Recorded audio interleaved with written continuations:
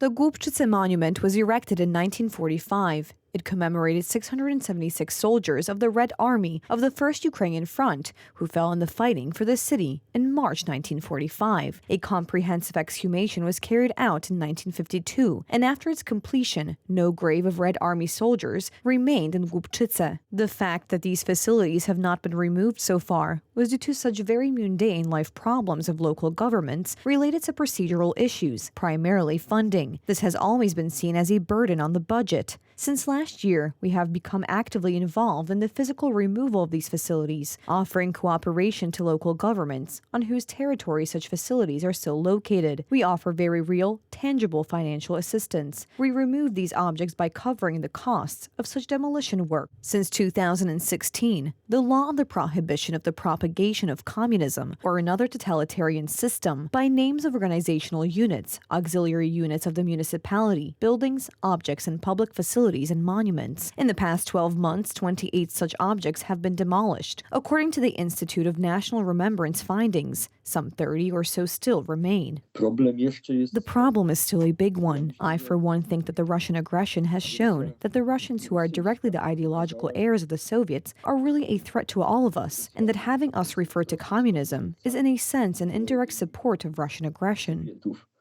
However, the removal of post-communist scraps, symbols, patrons, and names from public space in Poland has opponents. In 2018, the Mazovian governor passed orders to rename a total of 50 streets in the capital in connection with the decommunization law. However, an administrative court in early 2019 revoked these orders. Today, Warsaw City Hall refused to comment to our editorial board on the matter.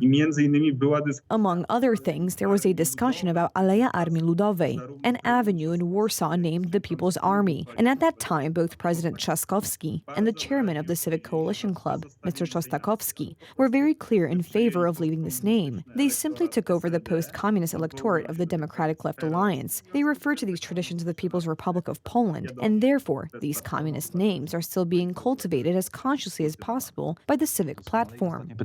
In March of 2022, an initiative emerged in Russia to demolish the Polish part of the monument at the Katyn Cemetery and Museum complex, supported by members of the Russian Duma, among others. The idea came in response to Polish involvement in supporting Ukraine in the fight against Russian occupation, and at the same time because of the demolition of Soviet monuments. In the end, the Katyn monument was not destroyed. Unfortunately, they persist to this day in the public space of Poland, and it is known that they were installed here together with the Soviet power, that is, since 1944, and they were supposed to show the untruth that Poland was liberated by the Soviets. We know that it was completely the opposite. In the museum in Kozłówka, in Kozłowski Park, there are monuments of Bierut, Stalin, and labor forefathers, so there is no need for symbols of hostile occupation to stand in other places in Poland. Russian courts are conducting 4 proceedings to hold the Institute of National Remembrance accountable for the removal of 4 Soviet monuments on Polish territory. Institute of National Remembrance President Karol Nawrocki points out that Russia still has not gotten rid of its imperialist pretensions against the former socialist bloc countries and cannot come to terms with the fact that they are already independent, sovereign states.